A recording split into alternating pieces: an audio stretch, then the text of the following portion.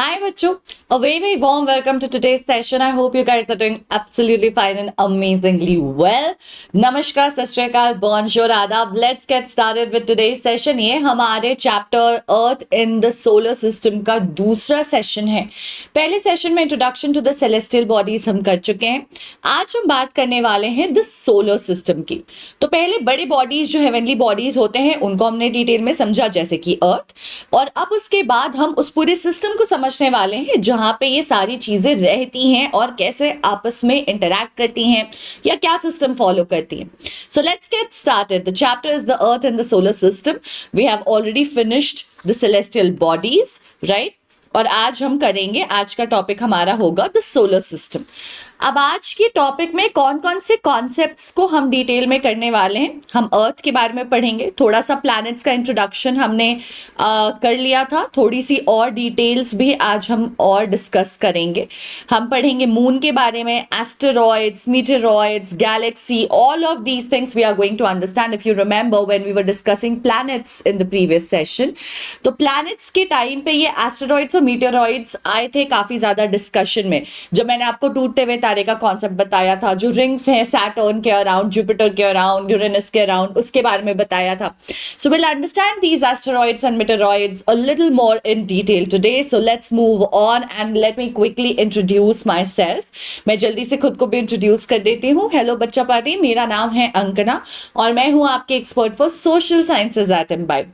I come with an experience of around 9 years in the field of teaching, जहाँ पे मैंने online और offline दोनों ही पढ़ाया है सीबीएसई और आईसीएसई के स्टूडेंट्स को, and it has been an absolutely lovely journey.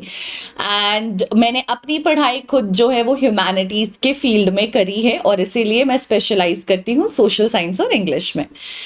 अब इससे पहले कि हम शुरू करें, मेरे पास आपके लिए ना कुछ बहुत ही इंटरेस्टिंग है, जहां पे मैं आपको बताना चाहती हूँ कि आप कितने एम्पावर्ड हो, आपके पास कितनी स्ट्रॉन्ग वेपन है और उस टूल को कैसे शायद हम इस्तेमाल नहीं कर रहे. इसके लिए मैंने अपना फोन उठा लिया है क्योंकि हम अब करने वाले हैं हमारा lens moment of the day. So बच्चों, I have picked up my phone and what I am gonna do is, जैसे कि आप यहाँ इस पिक्चर में देख पा रहे हो, हमने एक किताब की फोटो ली है. कहाँ पे ली है? तो फोन में ली हुई है क्योंकि we can see all of these things. ऐसा लग रहा है कि फोन का स्क्रीनशॉट है ये. और जैसे ही हमने फोटो ली है, नीचे कई सारे वर्ड्स जो हैं वो पॉप अप करने लग गए हैं. It looks like the words which are highlighted over here. ये जो शब्द यहाँ पे हाईलाइटेड है टेक्स्ट में, वो ही शब्द हैं शायद, और बिल्कुल वही शब्द है. ये इम्बाइब लेंस का एक झलक है जो हम आपको दिखा रहे हैं. तो इम्बाइब लेंस क्या है? इम्बाइब लेंस हमने एक एप्लीकेशन बनाया जिसकी मदद से हम कोशिश कर रहे हैं आपके लर्निंग प्रोसेस को बहुत interactive, fun, but at the same time extremely easier and accessible बनाने की. नॉर्मली कभी भी आप किसी कॉन्सेप्ट में अटकते हो या उसके बारे में ज्यादा लर्न करना चाहते हो, डेप्थ में और चीजें जानना चाहते हो, तो हमारे साथ प्रॉब्लम क्या होती है कि हम उसके पीछे निकल पड़ते हैं रिसर्च और डेवलपमेंट करने के लिए. किताबों में ढूंढा, अलग अलग एडिशनल किताबों में ढूंढ रहे हैं, शायद सीनियर्स की किताबों में ढूंढ रहे हैं, शायद यूट्यूब पे ढूंढ रहे हैं, गूगल कर रहे हैं, अलग अलग प्लेटफॉर्म्स पे ढूंढ रहे हैं, और इन सब में बहुत वक्त जाहिर होता है. अगर आपको मजा आता है इस प्रोसेस में, आप ये करना चाहते हो, well and good. This can be one of the other platforms that you also look up at. But in general ऐसा होता है कि कई बार हमें नहीं चाहिए होता है कि इतना ज्यादा वक्त जाए, हम इतने परेशान हो, पता नहीं क्या मिलेगा नहीं मिलेगा. हो सकता है अगर कोई एक वीडियो, कुछ ऐसी एलिमेंट मिल भी गई जहां पे जो चीज मुझे, अगर मान लो सिर्फ एस्टेरॉइड्स के बारे में पढ़ना है, तो मुझे अगर सिर्फ एस्टेरॉइड्स के बारे में पढ़ना है, मुझे एक ऐसी वीडियो मिल भी गई जिसमें उसके बारे में पढ़ाया गया है, किस वक्त पे पढ़ाया गया होगा. अगर 30 मिनट की वीडियो है तो अगर वो 15वें मिनट पे पढ़ाई गई है तो मुझे ढूंढते रहना होगा पूरे वीडियो में, मेरा वक्त बहुत चला जाता है. शायद उस वक्त को इस्तेमाल करके मैं एस्टेरॉइड्स के बारे में 2 और नई चीजें सीख लूं. So with that idea what we have done is we have created the Embibe lens app. आपने कुछ नहीं करना है. जैसे आप YouTube का ऐप रखते हो, जैसे आप इम्बाइब का ऐप रखते हो, वैसे इम्बाइब लेंस का ऐप रख लो. बिल्कुल फ्री है, आपको ऐप स्टोर पे भी मिल जाएगा, प्ले स्टोर पे भी मिल जाएगा. अपने फोन पे आपने इसको इंस्टॉल कर लेना है. जब आप अपने फोन पे इसको इंस्टॉल कर लेते हो तो ये आपसे आपके फोन पे कैमरा का एक्सेस मांगता है. आपको कैमरा का एक्सेस दे देना है ऐप को, सिर्फ चीजों को स्कैन करने के लिए, क्योंकि यहाँ पे हमें कुछ टाइप नहीं करना, हमें कोई मेहनत नहीं करनी. किताब पढ़ते पढ़ते अटके, किताब की फोटो ले ली, कहीं पे फोन पे कुछ पढ़ते पढ़ते अटके स्क्रीनशॉट ले लिया, वो भी गैलरी से अपलोड हो जाता है। अभी मेरे सामने ये सारी चीजें लिखी हैं, अर्थ, मून, एस्टेरॉइड्स, मैंने इसकी फोटो ले ली, ठीक है। So I have taken a picture, as you can see यहाँ पे मैंने इसकी तस्वीर ले ली है, जो मेरे स्क्रीन पे था, है ना, जो आप देख पा रहे हो उसकी तस्वीर यहाँ पे ले ली गई है, ठीक है। अब ये जो इंपॉर्टेंट वर्ड्स थे, सारे वर्ड्स हाईलाइट हो गए और वो सारे वर्ड्स यहाँ नीचे पॉपअप में आ गए, जैसे अभी हमने टेक्स्ट बुक के साथ देखा था कि नीचे पॉपअप करके आ रहे थे। अब आपको जिस टॉपिक के बारे में लर्न करना है, सारे के बारे में लर्न करना है, तो एक एक करके सारे को एक्सप्लोर कर लो। अगर मान लो सिर्फ मुझे एस्टेरॉइड्स के और मेटेरॉइड्स के बारे में पढ़ना है, मैंने सिर्फ और सिर्फ वो सेलेक्ट कर दिया। ऐसा करते ही मेरे पास देखिए, आप देख सकते हैं कि कितने सारे वीडियोस, कितनी सारी डिटेल्स आ चुकी हैं, कुछ रिलेटेड एक्सपेरिमेंट्स भी आ चुके हैं, कुछ और भी डिटेल्स आ चुकी है।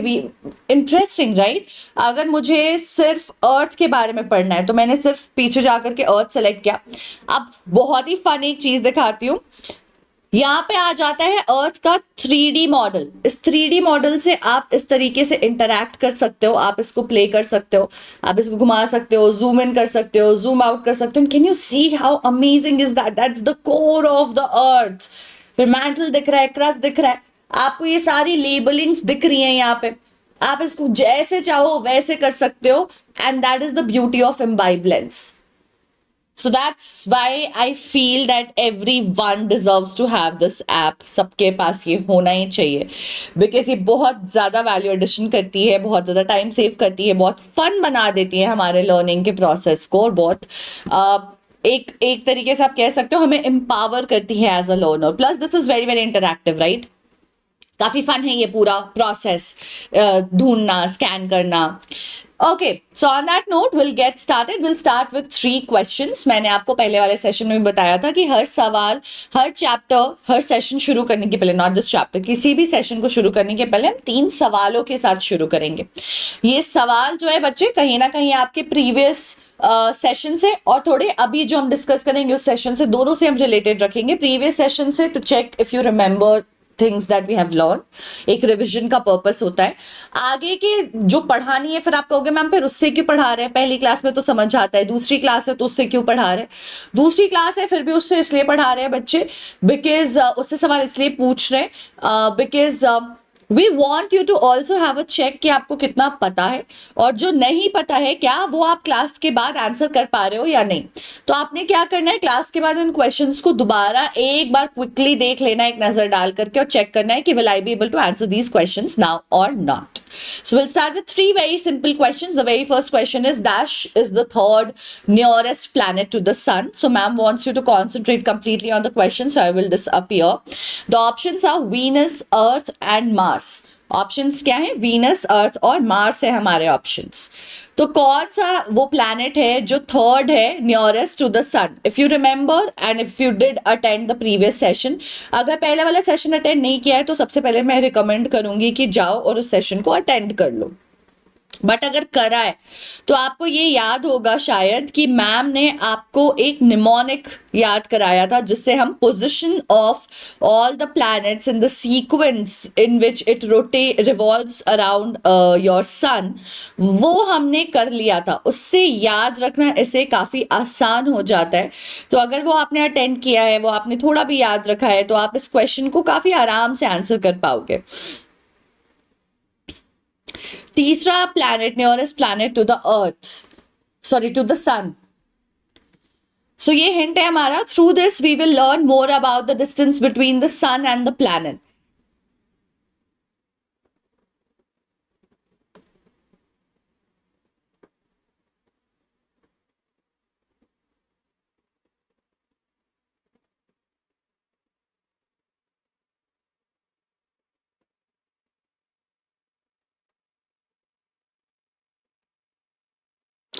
Okay, guys, and we will get back now.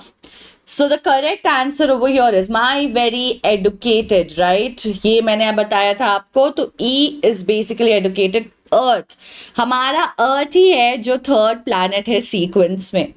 Moving on to the next question. Planet is a unique planet dash is unique as it supports life on it. कौन सा प्लैनेट है जो यूनिक है, जो support करता है life को? अर्थ, Jupiter, mercury और सैटर्न। आइडियली मुझे ऐसा लगता है कि यहाँ पे हमें हिंट की कुछ ज़रूरत पड़नी नहीं चाहिए, लेकिन क्योंकि मैं डिस्प्ले करती हूँ थोड़ी देर के बाद आपको बताती हूँ कि आपके लिए कैसे यहाँ पे हिंट्स अवेलेबल रहते हैं, which can help you just in case if your confused, you need more support. मैं दिखा दूंगी इसमें भी hint.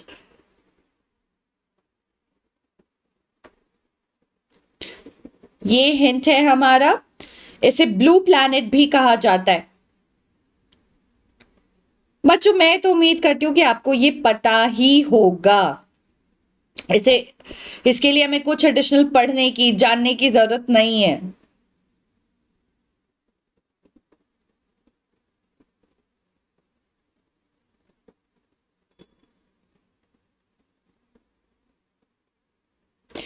So it would be our planet earth, right. हम सर्वाइव करते हैं अर्थ पे। अगर अर्थ ऑप्शन है तो अर्थ के अलावा तो कुछ और हो ही नहीं सकता है। मर्क्यूरी पे एक्सप्लोर भले किया जा रहा हो, सॉरी मार्स पे, बट वो हमारे पास यहाँ ऑप्शन में है भी नहीं, राइट। सो प्लैनेट अर्थ ही एक यूनिक प्लैनेट है जिसपे लाइफ जो है वो रिसाइड करती है, at least as of now what we know about it.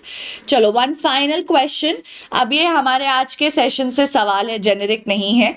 Asteroid जो है वो एक रॉकी सेलेस्टियल बॉडी होती है जो ऑर्बिट करती है किसे? सन को, प्लैनेट्स को, सैटेलाइट्स को या फिर कॉमेट्स को? एस्टेरॉइड्स रॉकी बॉडी होती है, सेलेस्टियल बॉडी, जो किसे, आप गैस कर सकते हो। थोड़ा हिंट मैंने आपको एक्सप्लेनेशन में पहले पुराने वाले सेशन में दिया हुआ है, तो वहां का नॉलेज भी अप्लाई करके हम इस चीज को आंसर कर सकते हैं। It's not the most difficult thing to answer.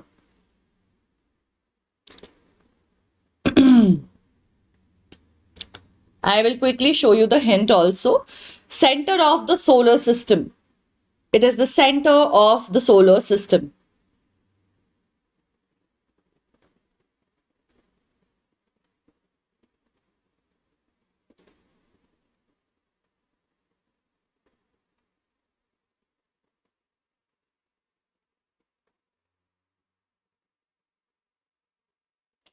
Okay. So asteroids जो है बेटा वो सन के अराउंड ही जो है रॉकी सेलेस्टियल बॉडीज है रिवॉल्व कर रही होती हैं। इनके बारे में हम आज और डिटेल में पढ़ेंगे, but we will start with our recap. पहले हम थोड़ा छोटा सा रीकैप कर लेते हैं, फिर शुरू करते हैं, ठीक है। तो सबसे पहले हमने क्या पढ़ा था? हमने पढ़ा था नाइट स्काई क्या होता है। नाइट स्काई क्या होता है तो मैंने आपको बताया था कि सिर्फ रात हो गई और उस स्काई को हम देख ले रहे हैं, सिर्फ इस इतने मात्र से डेफिनेशन नहीं हो जा रही है।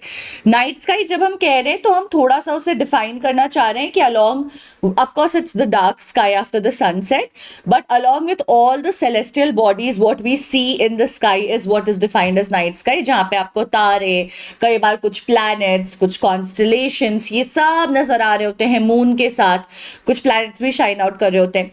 That as a whole is referred to as night sky. फिर हमने समझा कि सेलेस्टियल बॉडीज क्या होती हैं। सेलेस्टियल बॉडीज का मतलब होता है कोई भी body which is in the outer space, which is in the haven, यानी कि हेवनली बिग बॉडीज, तो उन्हें हम सेलेस्टियल बॉडीज कहते हैं। प्लैनेट्स, स्टार्स, एस्टेरॉइड्स, मीटेरॉइड्स, जो कुछ भी बाहर आपको मिलता है, सन, अर्थ, मून, एग्जाम्पल्स हो गए, ये सारे सेलेस्टियल बॉडीज होते हैं। फिर हमने समझा कि सन जो है वो एक स्टार है, और ऐसे जो भी स्टार्स होते हैं वो सेलेस्टियल बॉडीज तो होते ही हैं, साथ ही साथ अपनी हीट और लाइट एमिट करते हैं। सन एक मैसिव स्टार है, इसीलिए उसके अंदर, of course they are also made up of gas, stars are made up of gas, dust, and they, because of all the reaction that is going on with these gases of different chemicals, they emit a lot of heat and light. Moon की अपनी कोई light नहीं है, moon sun के light को reflect करता है। Recognisable constellations पढ़ा फिर हमने। कॉन्स्टलेशंस क्या होते हैं? तो आसमान में कई सारे तारे हैं, उनको जब हम बहुत ध्यान से देखते हैं तो we can see certain patterns being formed, ये जो डिजाइन और पैटर्न फिक्स जगहों पर कुछ स्टार्स बनाते हैं उन्हें हम कॉन्स्टलेशन कहते हैं। स्टार्स को हम नॉर्मली यूटिलाइज करते हैं for determining directions for the stars which shine out bright and are fixed in position, जो अपनी पोजिशन पे फिक्स्ड रहते हैं। तो इन्हीं से हमारा बन जाता है आपका Ursa Major, Saptarishi, the big bear, ऐसे कुछ कॉन्स्टलेशन है जो काफी फेमस है। मैंने आपको बोला भी था कि उनकी पिक्चर देख करके उनको आइडेंटिफाई करने की कोशिश करना, but again the night sky is not the same everywhere. अगर आप सिटी में रहते हो, दिल्ली में रहते हो, तो अब तो आपको बिल्कुल ही नहीं दिखेगा। बैंगलोर, मुंबई, इन सारी जगहों पे भी कम ही दिखेगा। अगर आप छोटे सिटीज में हो तो थोड़ा ज्यादा क्लियरर रहता है स्काई। विलेज में हो या किसी साफ सुथरी जगह पे हो, पहाड़ों में हो, तो बहुत सुंदर से दिखाई देगा, साफ साफ आसमान दिखाई देगा।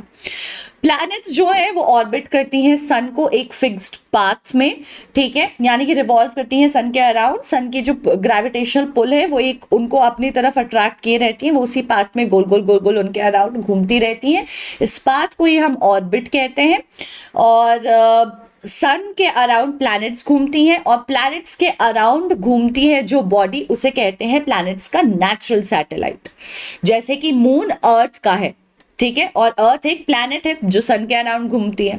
फिर हमने समझा सोलर सिस्टम क्या है, तो सन और सन के साथ उसके चारों तरफ घूमने वाले और बाकी सारे प्लैनेट, सारे सेलेस्टियल बॉडीज, इनको together we call as solar system. हमारे सोलर सिस्टम में सन है, हमारे 8 प्लैनेट्स है, उन 8 प्लैनेट्स के अपनी सैटेलाइट्स है, एस्टेरॉइड्स है और मीटेरॉइड्स है। अभी एस्टेरॉइड्स और मीटेरॉइड्स हमने डिटेल में नहीं पढ़ा था, आज डिस्कस करेंगे। फिर हमने पढ़ा कि सन जो है वो अपने गैस की वजह से, जो उसमें गैस से फॉर्म्ड है, it keeps on emitting a lot of heat and light, and planets जो है उसी ऑर्बिट के अराउंड रिवॉल्व करते हैं और रिसीव करते हैं इस हीट और लाइट को। प्लूटो के बारे में मैंने आपको बोला था कि आज हम ज्यादा डिस्कस करेंगे स्पेसिफिकली, तो let's get started. Now, which is that planet which has liquid water on its surface? जिसके surface पे क्या है? Liquid water है. Which planet is neither too hot nor too cold? Which planet has life? वो कौन सा planet है जो ना ही बहुत ठंडा है ना ही बहुत गर्म है, जिसका टेम्परेचर जो है वो थोड़ा एडिक्वेट लगता है कि लाइफ एग्जिस्ट कर सकती है। वहां पे लिक्विड फॉर्म में पानी है, पानी भी जो है स्टीम बन करके रह सकता है ना, लेकिन यहाँ पे लिक्विड फॉर्म में लोग उसको यूज कर पाएंगे। ना बहुत गर्म है ना बहुत ठंडा है, और लेकिन उस पर लाइफ भी रहती है। आई एम श्योर आपने आंसर अब तक वैसे तो गेस कर लिया है। ये हमारा अर्थ है।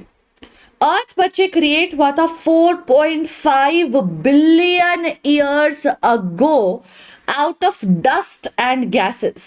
समझ रहे हो, डर्ट जो धूल होती है, डस्ट जो होता है वो, और गैसेस जो भी बची थी फ्रॉम सन्स फॉर्मेशन। तो पहले सन, बिग बैंग थ्योरी हमने थोड़ा सा अगर आपने पढ़ा है समझा, सन बना, उसके बाद उसने बहुत डस्ट गैस रिलीज की, उससे प्लैनेट्स फॉर्म हुए और उसमें हमारा अर्थ भी फॉर्म होता है। तो इस इंटरेस्टिंग अर्थ के बारे में, हमारे प्लैनेट के बारे में और बाकी और प्लैनेट्स के बारे में थोड़ा और पढ़ते हैं।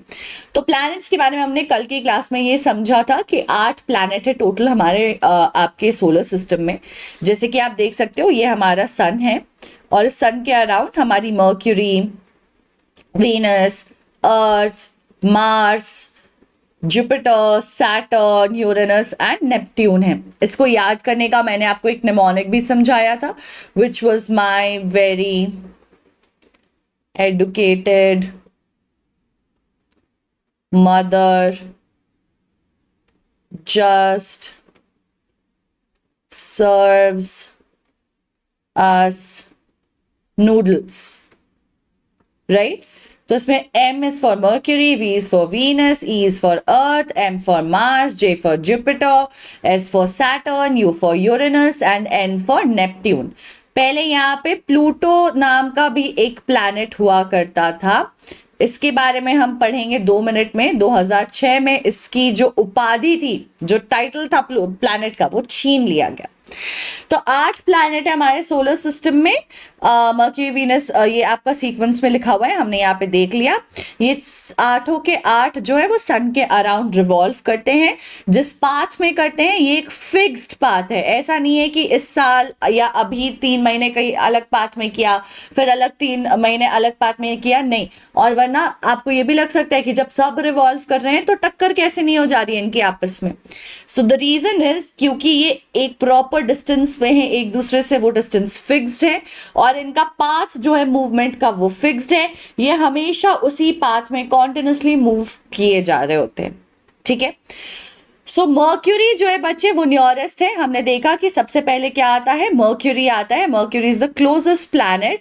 अब भैया जो धूप इतनी ज्यादा गर्म है, the sun which is so hot, so much so that earth being the third planet, third closest planet, bigger than mercury and much further away than mercury, फिर भी इतनी ज्यादा जो है हीट रिसीव करती है आपका सन से कि समर्स वगैरह में जब हम थोड़े क्लोजर होते, फेस कर रहे होते टुवर्ड्स द सन, तो इतनी गर्मी होती है। इमेजिन करो मर्क्यूरी में क्या हालत होगी। तो मर्क्यूरी को मात्र 88 डेज लगते हैं सन के अराउंड घूमने को। अर्थ को कितने लगते हैं, 365 डेज लगते हैं कभी कभी, बेसिकली 365 एंड 1/4। इसीलिए 4 सालों में ये 1/4 जो है वो एक पूरा एक्स्ट्रा दिन बन के लीप ईयर बन जाता है। यानी कि 365 डेज एंड 6 आवर्स लगते हैं अर्थ को घूमने के लिए सन के अराउंड। ये मात्र 88 डेज में कर लेता है, यानी कि आप समझो हमारे 3 महीने भी नहीं हुए और ये घूम जाता है, और हमें कितना लगता है, 12 महीने। तो आप समझ सकते हो कि हम जितने दूर हैं उसका 1/3 डिस्टेंस, मतलब 2/3 डिस्टेंस ये ज्यादा पास है सन के। यानी कि अगर मान लो हम 3 किलोमीटर दूर है बच्चों, तो ये सिर्फ 1 किलोमीटर दूर है मर्क्यूरी रफली। ओके, सो देन वीनस है। Venus is considered as earth's twin, earth का ट्विन जैसा माना जाता है क्योंकि साइज शेप काफी सिमिलर है to the earth. Also this is like really hottest है ना, because it is the closest to the sun. अभी 2006 तक जैसे मैंने आपको बताया प्लूटो भी हमारा एक प्लैनेट था, लेकिन क्या हुआ है 2006 में एक मीटिंग की गई इंटरनेशनल एस्ट्रोनॉमिकल यूनियन की, AIAU की मीटिंग की गई, जहां पे एक डिसीजन लिया गया, जहां पे ये डिसाइड किया गया कि प्लूटो जैसे कि बाकी दूसरे सेलेस्टियल बॉडीज हैं, नया ही डिस्कवर किया गया था ये कुछ नए सेलेस्टियल बॉडीज, ये भी एक शायद ड्वार्फ प्लैनेट होगा। It's not like a planet, planet can not be considered, just one another celestial bodies. तो पॉइंट बीइंग दैट 2006 में इसकी जो टाइटल थी प्लैनेट की वो हटा दी गई, और अब ये इसीलिए आउट ऑफ द, पहले हम 9 प्लैनेट्स कहते थे हमारे सोलर सिस्टम में है, लेकिन आफ्टर 2006 हम बोलने लग गए कि मात्र 8 प्लैनेट्स हमारे सोलर सिस्टम में हैं। ठीक है, चलो तो अब इसी बात पे will do a quiz question. Dash was the planet till 2006, but it is now considered as a dwarf planet. वो कौन सा planet है जो 2006 तक वैसे तो planet consider किया जाता था, लेकिन अब जो है dwarf planet consider किया जाता है।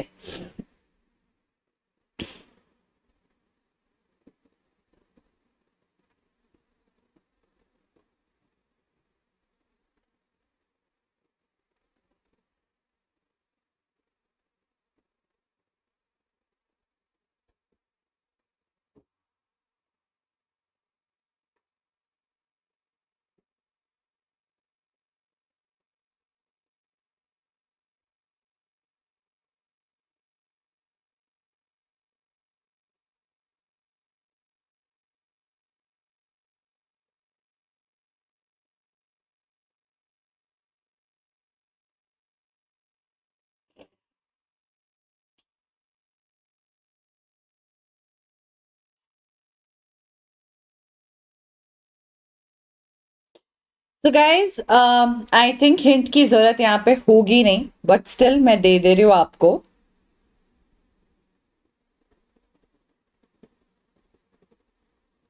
इसे Roman God of the underworld भी बोला जाता है।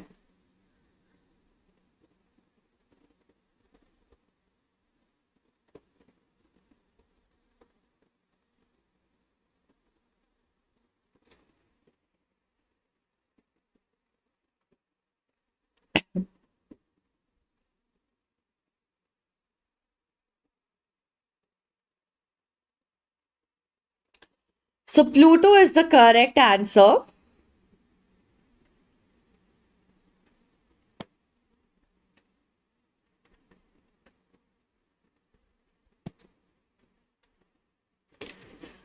ओके, तो ड्वार्फ प्लैनेट क्या होता है? ड्वार्फ प्लैनेट की अगर हम बात करें, what do we exactly mean by it, आपको ऐसा लग सकता है। तो बच्चे, प्लैनेट बनने के लिए कुछ कैटेगरीज है जो चाहिए होती है, लेकिन प्लूटो में वो कैटेगरीज प्रेजेंट एज सच नहीं है, या किसी भी दूसरे ड्वार्फ प्लैनेट में नहीं होती हैं। सो बेसिकली ड्वार्फ प्लैनेट से हमारे कहने का मतलब ये है कि ये एक प्लैनेट जैसा है, ठीक है, इसमें एनफ मास है कि ये वो ग्रेविटेशनल पुल क्रिएट कर लेता है सन के साथ और अपनी एक पाथ पे गोल गोल घूमता रहता है, लेकिन ग्रेविटेशनली ग्राउंडेड रहे हमेशा, इतना नहीं होता, हो सकता है पलट भी जाए, इसलिए इसको ड्वार्फ प्लैनेट बोलते हैं। इसको प्रॉपर प्लैनेट की कैटेगरी में फॉल नहीं कराते, ठीक है। चलो अब हम हमारे प्लैनेट के बारे में बात करते हैं, अर्थ के बारे में, जो कि तीसरा नियरेस्ट प्लैनेट है। हमने देख लिया, हमसे पहले मर्क्यूरी और वीनस है। ये साइज में अगर बात किया जाए तो फिफ्थ लार्जेस्ट प्लैनेट है, पांचवा आता है नंबर पे, और थोड़ा सा पोल के अराउंड फ्लैट है। आपको याद होगा, अगर आपने प्रीवियस सेशन देखा था तो मैंने आपको बताया था थोड़ा एप्पल जैसा शेप है हमारा। एप्पल कैसा होता है? एप्पल ऐसा राउंड नहीं होता है ना, एप्पल जो है वो पूरा ऐसा राउंड नहीं होता। ऑरेंज फिर भी राउंड होता है, एप्पल ऐसा सच राउंड नहीं होता। एप्पल कैसा होता है? एप्पल ऐसा होता है कि आप उसको साइड से देखोगे तो राउंड दिखेगा,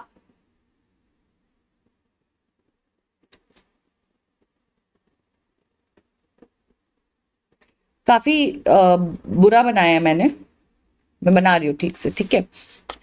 So we'll make it actually a circle first. We'll try to get a circle.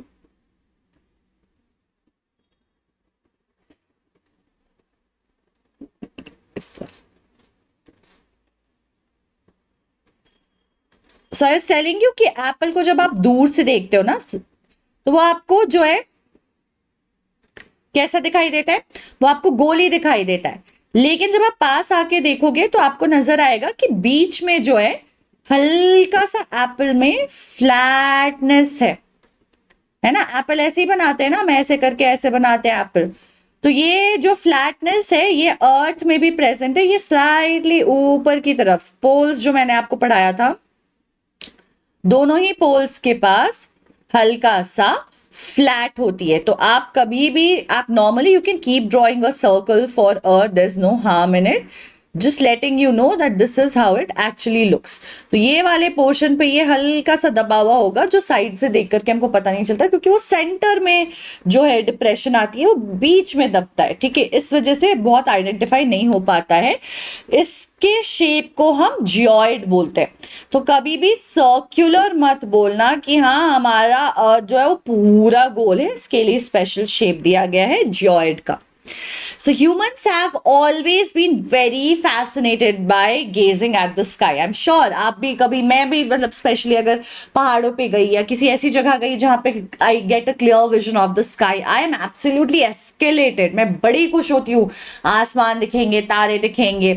So those who study the celestial bodies and their movements, उन्हें क्या बोलते हैं? एस्ट्रोनॉमर्स बोलते हैं, ठीक है। Aryabhatta was one of the famous astronomers of ancient India, जो बिना टेलीस्कोप, माइक्रोस्कोप, ये सब माइक्रोस्कोप की तो जरूरत नहीं है, टेलीस्कोप वगैरह और डिफरेंट इक्विपमेंट्स के बिना ही used to study, and I am sure the earth was much clearer, the sky was much clearer back at that time, and a lot of other things were visible. It was him who said that the moon and the planets shine because they are reflecting the light from the sun, not that they have a light of their own. Can you imagine? There was no proof, there was no telescope, there was no technology, but this guy just with his bare eyes and by studying at the sky figured this out. So जो human study करते हैं हमारा आपका celestial bodies को, उनको हम astronomers कहते हैं, ठीक है. And Aryabhatta is a famous astronomer. He already had said that the celestial bodies reflect sunlight and that's where they get their shine from. How interesting is that? So, conditions. अब बात ऐसी है कि why is Earth so unique? What makes it so unique that it is the only planet which has life on it? So the conditions which are actually favorable to the life is just found here on Earth. जैसे कि पानी होना, water for example. Water in liquid form. पानी के बिना can you imagine your life? If you don't drink water for few days, you'll fall so sick. People who drink less water a lot of times are diagnosed with some serious illness. So water is very very important. Plants को जब हम water नहीं देते हैं एक दिन दो दिन, खास करके गर्मियों में, they start dying out. So water is really important. Air. भैया हम ऑक्सीजन को जो है इनहेल के बिना सरवाइव नहीं कर सकते, वी कैन नॉट. अब ये ऑक्सीजन का प्रेजेंट होना हवा में बहुत जरूरी है. फिर बहुत सारे तरह के यूवी रेज और बहुत बहुत अलग अलग ultraviolet rays and infrared rays, IR rays भी जिनको बोलते हैं, अलग अलग तरह के रेज जो है वो सन से और बाकी इन जनरल यूनिवर्स से अर्थ को एंटर कर रहे होते. लेकिन we have a blanket of air around earth. इसका नाम ओजोन लेयर है. इसका नाम क्या है? Ozone layer. ये जैसे एक ब्लू सा दिख रहा है ना आपको साइड में, इमेजिन करो एक गैस की बड़ी सी ब्लैंकेट, एक परत चढ़ी हुई है अर्थ के ऊपर. वो क्या करती है, जो भी हार्मफुल रेज आते हैं ना उनको बाउंस बैक करा देती है. तो ये अर्थ में एंटर नहीं कर पा रहे, जिसकी वजह से गर्मी और कुछ हार्म ये सब नहीं हो पा रहा है. यानी कि we have a protection layer, the ozone layer. और ये प्रोटेक्शन लेयर इतनी अच्छी प्रोटेक्शन कर रही है कि ये लाइफ को इनेबल करवा पा रही है अर्थ पे. तो अर्थ के ये कुछ यूनिक कैरेक्टरिस्टिक्स है जिसकी वजह से अर्थ पे लाइफ एग्जिस्ट करती है, where is not on other planets. दूसरे प्लैनेट्स पे नहीं करती है. तो पानी है, हवा है, हमारे पास एसेंशियल चीजें हैं सर्वाइवल के लिए, हमारे पास प्लांट्स हैं, हमारे पास एनिमल्स है, हमारे पास फूड का अलग अलग सोर्स है और इसीलिए हम जी पा रहे हैं. The air has supporting gases like oxygen, right. Oxygen के बिना तो हम सोच ही नहीं सकते. And not just that, we also have the ozone layer, very important. ठीक है. So from outer space earth appears blue, है ना. जब भी आप देखोगे आपको अर्थ मोटा मोटा ब्लू ही दिखेगा. इसीलिए इसका नाम जो है ब्लू प्लैनेट भी रखा गया है. पर क्यों आपको मोटा मोटा ये ब्लू दिखता है, क्यों ब्लू प्लैनेट नाम रखा गया?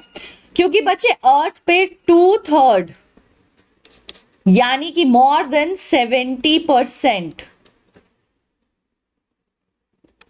मोर देन 70% वाटर है. हमारे अर्थ का सरफेस 70% से ज्यादा पानी से भरा हुआ है. इसीलिए अर्थ जो है वो ब्लू अपीयर करता है, नीले रंग का दिखता है, क्योंकि लैंड जो है वो काफी कम है. इट्स जस्ट 1/3, 1/3 भी नहीं, 30% जैसा. बाकी पूरा हमारा जो है वो पानी से घिरा हुआ है. So that brings us to the next question. Shape of the earth is what? Shape जो है अर्थ का उसे किससे आइडेंटिफाई करते हैं? सर्कल, जियोइड, क्यूबॉइड और क्यूब.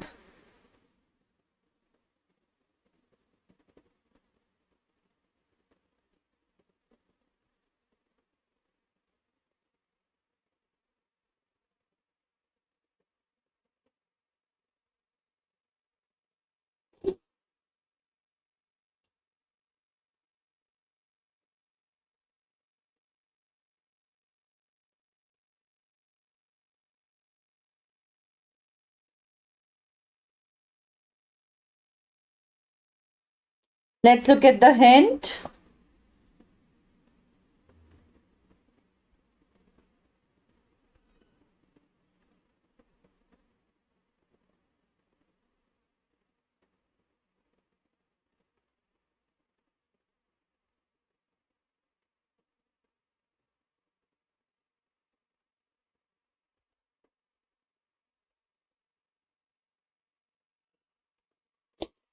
सो हमने अभी अभी पढ़ा है, इस शेप को हम क्या कहते हैं, इस शेप को हम जियोइड कहते हैं, है ना. What is the shape called, it's called geoid. It's not a perfect circle. Cube और क्यूबॉइड तो नहीं है. Okay, so now very interesting, जो लाइट है, लाइट जब हम जलाते हैं, आपने देखा है आप एक स्विच वहां पे प्रेस करते हो और चाहे स्विच से कितनी दूर पे लाइट हो वो इमीडिएटली जल जाता है, तुरंत आपको लाइट अप होता हुआ दिखता है. तो लाइट की स्पीड क्या है, जैसे कि गाड़ी की स्पीड होती है, वो एक सर्टेन स्पीड से ट्रैवल करती है एक जगह से दूसरी जगह, जिसे हम कहते हैं 45 kilometres per hour, 60 kilometres per hour. Flights जो है वो 1200 किलोमीटर्स पर आवर की स्पीड से, या 400 किलोमीटर्स पर, 1200 बहुत ज़्यादा हो जाएगा, 400 किलोमीटर्स पर आवर की स्पीड से ट्रैवल करती हैं. तो ये जो हमारा लाइट है वो किस स्पीड से ट्रैवल करता है बच्चे, वो ट्रैवल करता है इस स्पीड से, which is your 3 lakh kilometre पर सेकेंड, एक सेकेंड में. ठीक है, yet even with the speed, sun है, अगर सन से लाइट निकल रही है, ये सन है हमारा, ये अर्थ है, तो ये 3 लाख किलोमीटर एक सेकेंड में ट्रैवल करता है. तो आप सोचो कितने सारे किलोमीटर्स यहाँ पे हैं. 3 लाख किलोमीटर एक सेकेंड में पहुंच जा रहा है. डिस्पाइट ऑफ दैट, उस स्पीड से भी लाइट को सन से अर्थ तक पहुंचने में 8 मिनट लगते हैं. 8 मिनट्स, यानी कि एक सेकेंड में ये 3 लाख किलोमीटर्स ट्रैवल कर रहा है. करेक्ट. तो 60 सेकेंड्स में कितने कर रहा होगा, 60 सेकेंड्स में 3 इंटू 60 लाख किलोमीटर्स कर रहा होगा, which is 180 lakh kilometres. This is what it travels in 1 minute.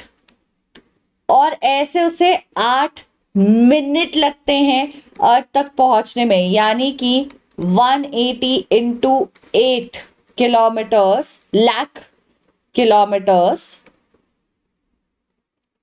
is how far the earth is from the sun. So I'll do the math for you. 180 into 8, 0, 4, 6. So 2 idhar, 4 idhar. So it's, guys,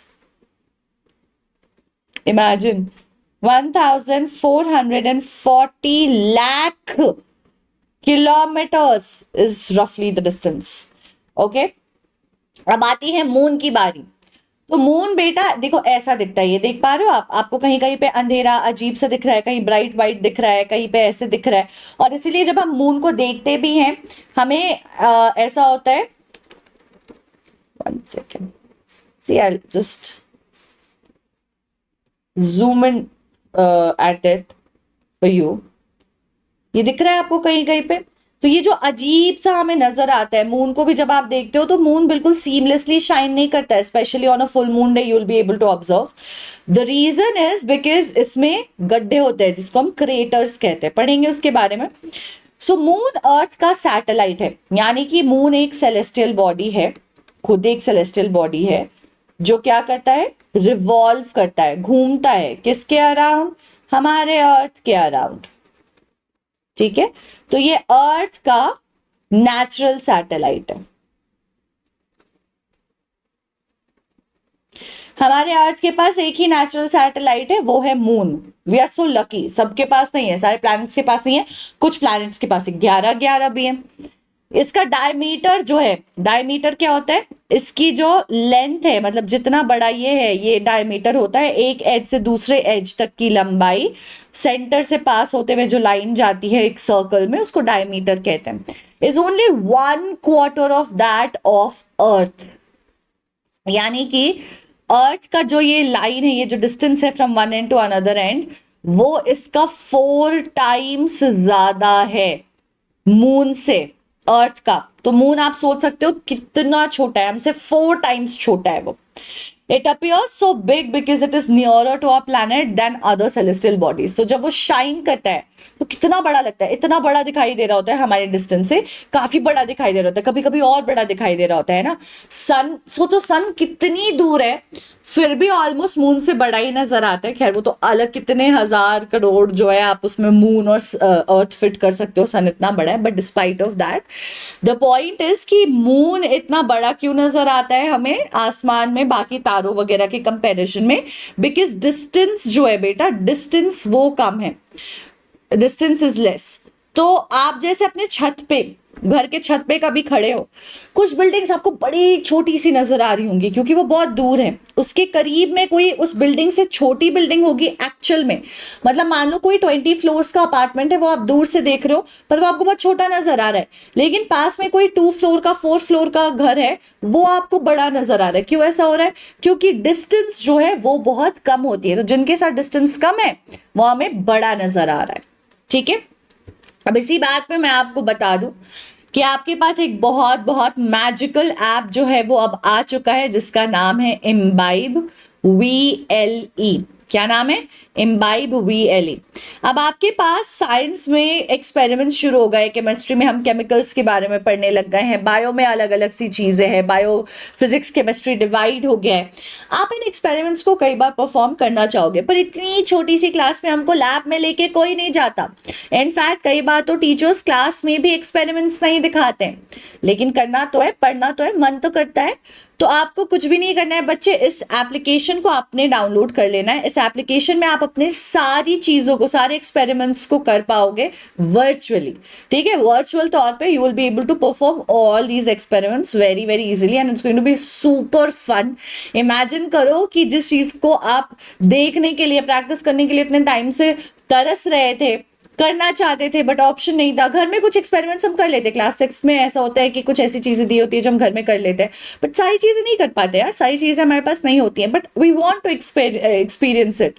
या फिर अगर कोई senior class का आपको कुछ करना है, आपके पास सब कुछ अवेलेबल है ऑन दिस ऐप, आप सारे एक्सपेरिमेंट्स कर सकते हो and that's how amazing and beautiful this application is.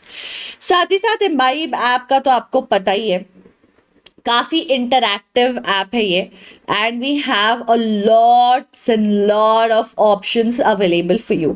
But the most fun part is that we have got a beautiful set of different learning videos in different genres, subjects, grades, everything.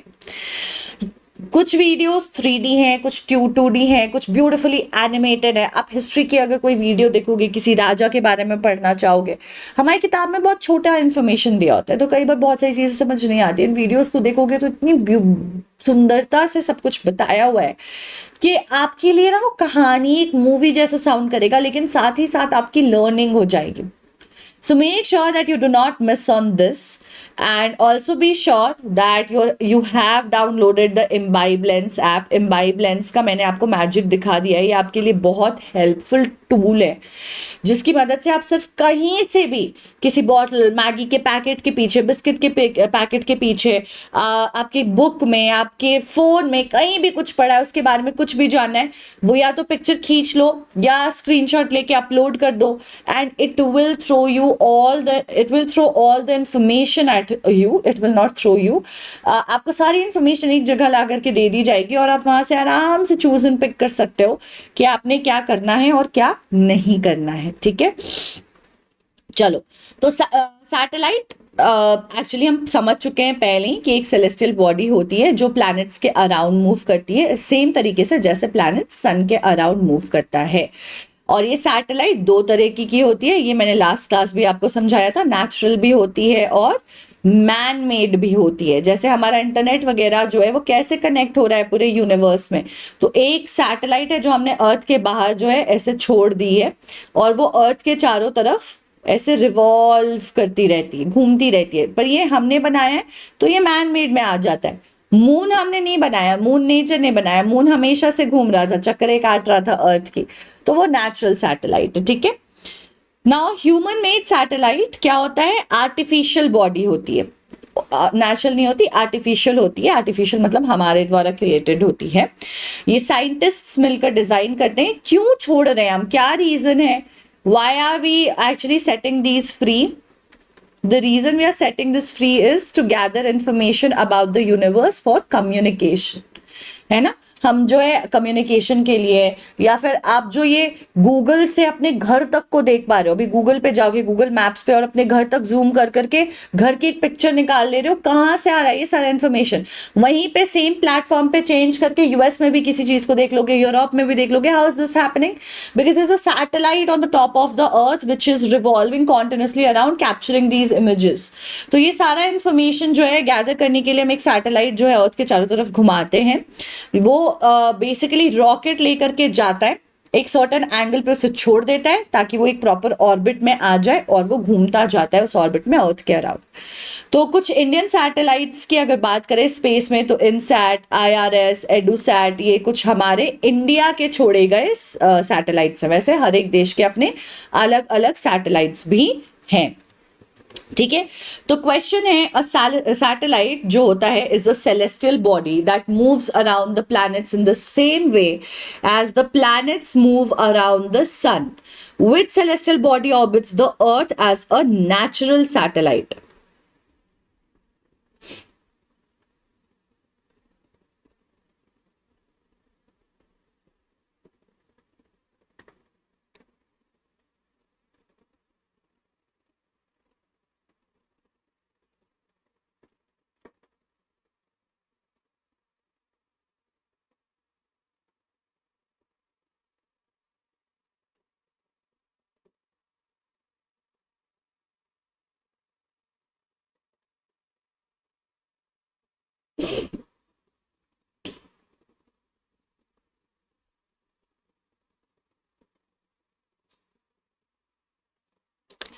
सो बच्चे, moon, डायन, Titan, प्रोचेस। Moon एक तो नाम ही, चंदा मामा के बारे में बचपन से पढ़ते आ रहे हैं हम। अगर हम चंदा मामा को के बारे में नहीं बता पाए तो फिर कैसे होगा? It will be very very sad, right? So moon is the correct answer. ये हमारा नेचुरल सैटेलाइट है जो हमारे अर्थ के अराउंड घूमता है। छोटी सी बॉडी है, इसकी डायमीटर जो है वो 1/4 है अर्थ की, ठीक है। So it is about 3,84,400 kilometers away from us. यानी कि लाइट यहाँ पे जो है लगभग 1-1.5 सेकंड में पहुंच जाएगी, ठीक है। So it is your 3,84,400 kilometres away from us. और मून को ऑन एन एवरेज अर्थ के अराउंड घूमने में लगभग 27 दिन लगते हैं, ठीक है। अपने ऑर्बिट पूरा करने में उसे 27 दिन लगते हैं, ठीक है। और इसे एग्जैक्टली सेम टाइम लगता है to complete one spin as well. तो ये देख रहे हो आप, अर्थ मतलब मून जो है अपने में भी घूम रहा है और हमारे चारों तरफ भी घूम रहा है। अर्थ भी ऐसे ही करता है, अर्थ खुद भी रोटेट भी करता है और सन के अराउंड रिवॉल्व भी करता है। यानी कि दो तरह की मूवमेंट्स होती हैं। एक उसके एक्सिस के अराउंड वो खुद में गोल गोल गोल गोल, जैसे आप ग्लोब लेकर गोल गोल घुमाते हो वैसे ही खुद में गोल गोल घूमता है, जिसे हम रोटेशन कहते हैं, जो यहाँ पे हम देख पा रहे हैं मून का हो रहा है, ठीक है। और दूसरी जो मूवमेंट होती है वो रिवोल्यूशन की, रिवॉल्व करने की होती है, ठीक है। उसका भी एक वीडियो है हमारे पास, हमने देखा था शुरू में। ये वाली जो मूवमेंट है, ये देखो यहाँ पे, ये क्या हो रहा है, ये सन के चारों तरफ घूम रहे हैं। तो देखो वो खुद में घूमते जा रहे हैं और चारों तरफ भी घूम रहे हैं। ये रिवॉल्व करना हो गया, और जो खुद की मूवमेंट हो गई वो रोटेट करना हो गया, ठीक है। So both of these things are happening for the moon also. तो 27 दिन लगभग इसे लगते हैं अर्थ के चारों तरफ घूमने में, और अपनी भी राउंड पूरी करने में स्लो घूमता है, जैसे अर्थ 24 घंटे में घूम जाता है, 27 दिन नहीं लगते। As a result only one side of the moon is visible to us on the earth, क्योंकि वो हमारे चारों तरफ घूम रहा होता है, खुद भी घूम रहा होता है, तो हमें सिर्फ एक तरफ से नजर आता है। पूरा गोल, पूरी स्फीयर नहीं दिखती है, सर्कल दिखता है। यानी कि गोल है अगर ऐसा, तो इधर से जब आप देखते हो तो आपको सिर्फ ये साइड दिखता है, आपको पूरा सर्कल नहीं, पूरा स्फीयर नहीं दिखता है। So the moon does not have conditions which are favorable for life. Evidently, that's why there is no life on the moon. Mountains है वहां पे, plains है वहां पे, और कुछ डिप्रेशंस भी हैं वहां पे। डिप्रेशंस का मतलब क्या है? ट्रफ समझ लो। ट्रफ यानी कि गड्ढे, ठीक है। ऊपर नीचे गड्ढे जो होते हैं, जिन्हें मैं बता रही थी, इनको हम क्रेटर्स भी कहते हैं। इनको हम क्या कहते हैं? क्रेटर्स। मतलब इतना बड़ा गड्ढा होगा कि आपको लगेगा कि 4 ट्रक्स उसमें गिर गई हैं, ठीक है, इतना बड़ा सा एक गड्ढा मिल जाएगा। तो ऐसे बड़े बड़े गड्ढे भी हैं हमारे मून पर। ये क्या करते हैं? मून के सरफेस पे शैडो कास्ट करते हैं। बहुत सिंपल सी बात है, ये देखो ऐसे बड़ा सा गड्ढा है, तो अब जब इस पे लाइट गई तो जो प्लेन सरफेस था ना, या जो ऊंचा था फॉर दैट मैटर, जो हायर सरफेस था, वो लाइट फटाफट से रिफ्लेक्ट कर देता है, वापस भेज देता है। तो वापस भेजता है तो यहां से शाइन आती है, लेकिन जो एरियाज अंदर की तरफ दबे रह गए वो नहीं करते शाइन, तो इसीलिए वो दाग की तरह अंधेरा अंधेरा सा दिखाई देता है, क्योंकि ये बन जाता है शैडो। तो शैडो किस वजह से बन रहा है? क्रेटर्स की वजह से बन रहा है। इसीलिए कहते हैं कि चांद पे भी दाग है, क्योंकि क्रेटर्स है वहां पे। So Neil Armstrong was actually the first man, I'm sure you would know, who stepped very first time on the surface of the moon. It was on 20th of July in the year of 1969, you guys. 1969.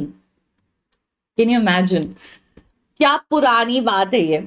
So let's quickly answer the question. Dash was the first person to land on moon. Edmund Hillary, Rakesh Sharma or Neil Armstrong.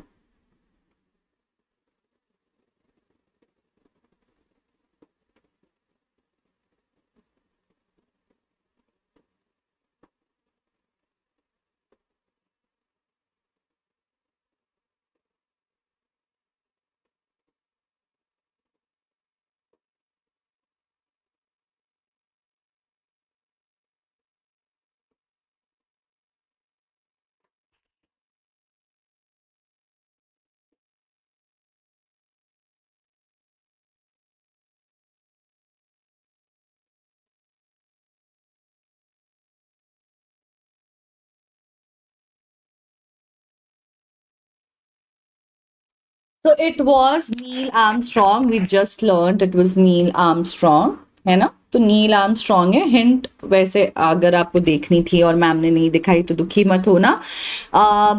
He famously in fact declared that that's one small step for man, one giant leap for mankind, क्योंकि हमने एक छोटा सा कदम जो है moon पर डाला था, लेकिन मैनकाइंड यानी कि डेवलपमेंट के टर्म्स में हम बहुत आगे बढ़ गए थे, काफी आगे बढ़ गए थे, ठीक है। So let's submit this answer and move on ahead. Okay. So now talking about the asteroids. अब बात करते हैं एस्टेरॉइड्स की। बहुत देर से पेंडिंग था, एक क्वेश्चन भी था हमारा एस्टेरॉइड्स के ऊपर। So what do we mean by asteroids? Sorry, I'm just trying to fix this. Sorry you guys, extremely sorry. Yeah. So asteroids क्या होती हैं? ये देखो, ये होती हैं एस्टेरॉइड्स।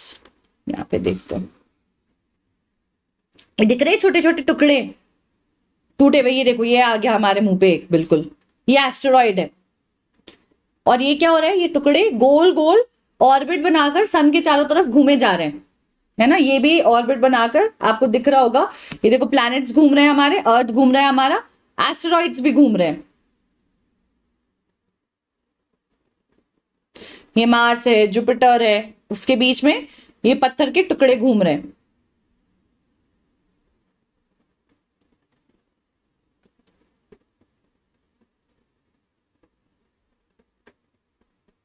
तो ये प्लैनेट था एक, कोई सेलेस्टियल बॉडी, वो टूटी।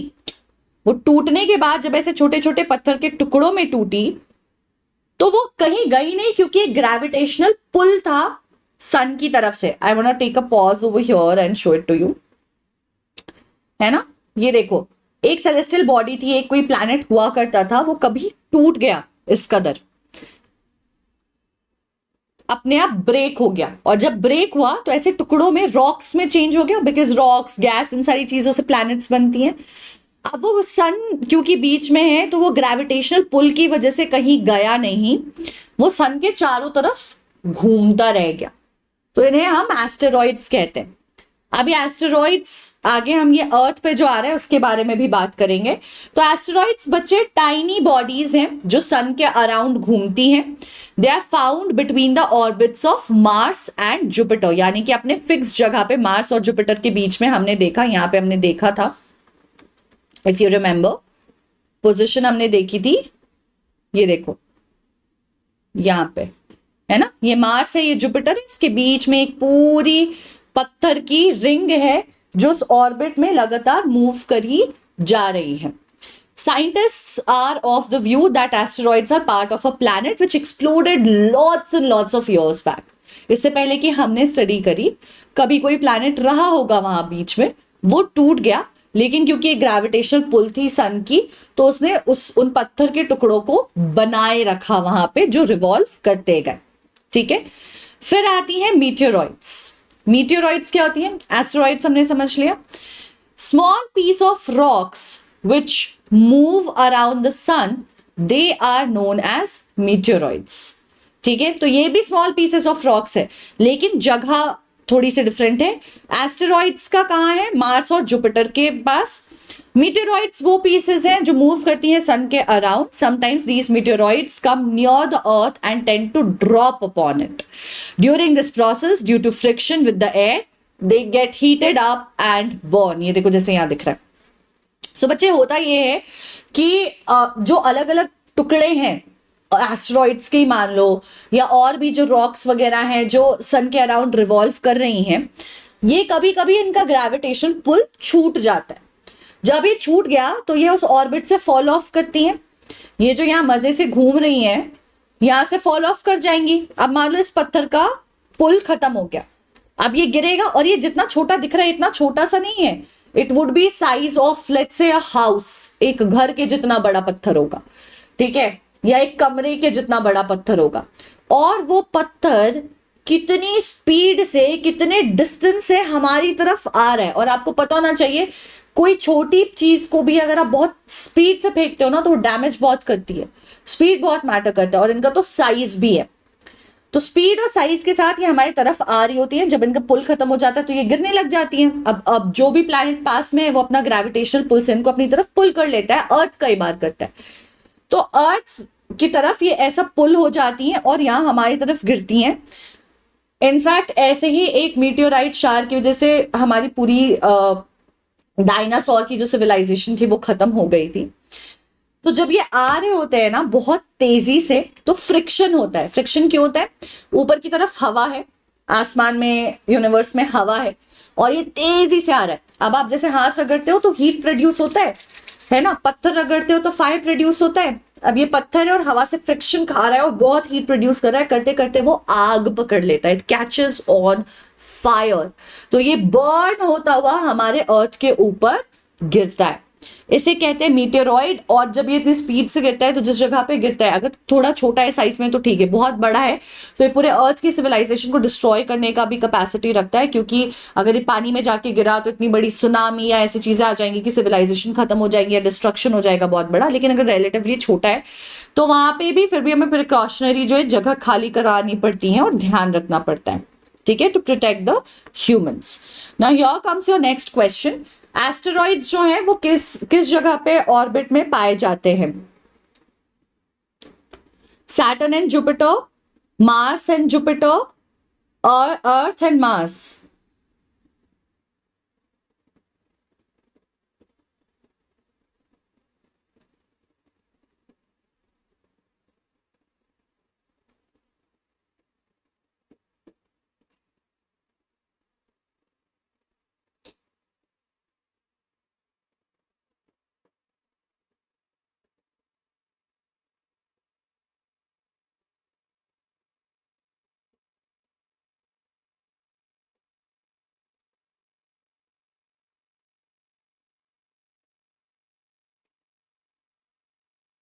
सो बच्चे, मार्स एंड जुपिटर जो है वो दो प्लैनेट्स है जहां पे हमारे पास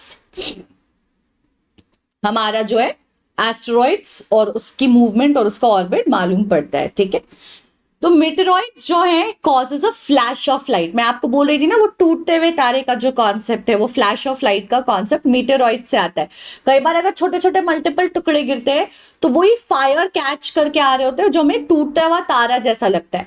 कई बार वो अर्थ पे आ रहे होते हैं, कई बार दूसरे प्लैनेट पे जा रहे होते हैं, दूसरे प्लैनेट पे जा रहे होते हैं, तो आपका आसमान में तारों जैसा दिखता है कि अरे तारों की बारात जा रही है, शार ऑफ स्टार्स आर हैपनिंग. ठीक है, तो इसलिए उसको मिटेओर शार कहते हैं। कई बार मिटेओर जो है without being completely burn falls on the earth and creates a hollow. तो नॉर्मली क्या होता है, वो आग पकड़ लेता है, तो by the time it reaches the surface वो खत्म हो चुका होता है जल के। कई बार नहीं हुआ होता है, कई बार इतना बड़ा होता है कि आग के साथ, उस साइज के साथ पूरा ही गिर जाता है, डिस्ट्रक्शन कॉज कर देता है। कई बार नहीं होता है तो गड्ढा बना देता है बहुत बड़ा। तो ये होता है मीटेरॉइड। अब आते हैं हम गैलेक्सी पे। गैलेक्सी क्या है? तो बच्चे हमारा सोलर सिस्टम एक सिस्टम है वो जिस स्पेस में, बड़े से स्पेस में एग्जिस्ट करता है, जहां पे और भी कई सारे सोलर सिस्टम्स हैं और भी कई सारे तारे हैं। ये देखो, ये जैसे दिख रहा है आपको यहाँ, यहां से दिखाते हैं, चलो। So it's a composition of billions of stars, gases and clouds of dust. ये दिख रहा है आपको, clouds of dust, stars भी हैं, है ना। ये सब साथ मिलकर के क्या बनाते हैं? गैलेक्सी बनाते हैं। तो सोलर सिस्टम है हमारा, ये हमारा मून है, अर्थ के चारों तरफ घूम रहा है। एस्टेरॉइड्स हैं हमारे, मीटेरॉइड्स हैं हमारे, ब्लैक होल्स भी होते हैं। ये सब मिलकर के क्या बनाते हैं? ये सब मिलकर के इकट्ठा एक सिस्टम बनाते हैं जिसमें हमारा सोलर सिस्टम है। ऐसे और भी कई सारे सोलर सिस्टम्स हैं और बिलियंस ऑफ स्टार्स हैं, क्लाउड्स ऑफ डस्ट हैं, गैसेस हैं, ठीक है। वैसा पूरा, और हमारे जैसे सोलर सिस्टम भी और बहुत सारा है। ये पूरा एक सिस्टम एक गैलेक्सी होता है, और हमारे यूनिवर्स में ऐसे कई सारी गैलेक्सीज हैं और कई सारे गैलेक्सीज में कई सारे सोलर सिस्टम्स हैं। जैसे हमारा सोलर सिस्टम एक हिस्सा है, तो we are part of the Milky Way galaxy. हमारा जो सोलर सिस्टम है वो किसका हिस्सा है? मिल्की वे गैलेक्सी का। So there are millions of such galaxies that make the universe. So a cluster of millions of stars is known as the Milky Way galaxy, जिसका हम हिस्सा हैं। Our solar system is part of that galaxy. Ancient India में ऐसा imagine किया जाता था to be a river of light flowing in the sky. ऐसा मानते थे कि एक लाइट की नदी बह रही है, उसमें ही हम हैं, बट ऐसा नहीं है। पर क्योंकि दिखता है ऐसा था कि स्टार्स हैं वो एक रिवर की तरफ फ्लो कर रहे होंगे, तो उसे हिंदी में हम आकाश गंगा कहने लग गए कि आकाश में बह रही गंगा है, ठीक है। So that is the another name in Hindi that we have for Milky Way, which is your Akash Ganga, ठीक है। So our solar system is a part of Milky Way galaxy. Is this statement true or is this statement false? काफी simple understanding है ये, या तो सही है या तो गलत है, क्या हम Milky Way galaxy का हिस्सा हैं या नहीं है। So बच्चों, this statement is actually absolutely true. Our solar system is part of the Milky Way galaxy. हम जिस गैलेक्सी का हिस्सा है, हर एक सोलर सिस्टम किसी गैलेक्सी का हिस्सा होगी। हमारे गैलेक्सीज में और भी सोलर सिस्टम्स होंगे, बट हमारा जो सिस्टम है वो मिल्की वे गैलेक्सी में ही फॉल करता है। सो इसी के साथ हमने चैप्टर ही फिनिश कर लिया है। So let's quickly summarize what we have done. हमने पढ़ा अर्थ के बारे में पहले, हमने वैसे तो प्लैनेट्स के बारे में थोड़ा सा पढ़ा। प्लैनेट्स 8 हैं और उनमें से प्लूटो जो है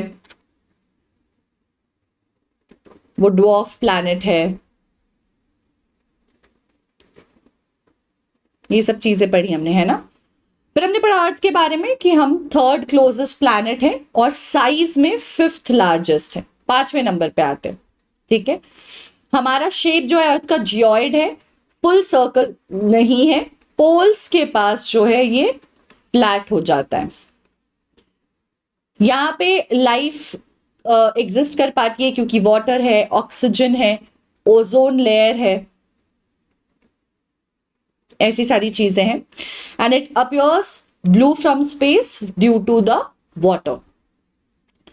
मून की अगर बात करें तो earth satellite is 1/4 earth size, ठीक है, and significant because very close to earth, एंड इसीलिए रिलेटिवली काफी बड़ा दिखता है। अर्थ के अराउंड उसे घूमने में 27 दिन लगते हैं। ये हमेशा सेम फेस दिखाता है। No life conditions are found here because favourable नहीं है सिचुएशन यहाँ पे, नॉट फेवरेबल, ठीक है। एस्टेरॉइड्स स्मॉल बॉडीज है between Mars and Jupiter's believed to be remnants of a broken planet,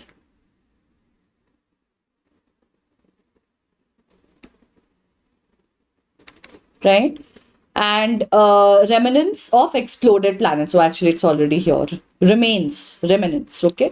मीटेरॉइड small rocks है जो ऑर्बिट करते हैं सन में, जो कभी कभी लाइट फ्लैशेस भी करती हैं अर्थ के एटमॉस्फेयर में, या मीटेर शार्स भी कॉज करती हैं।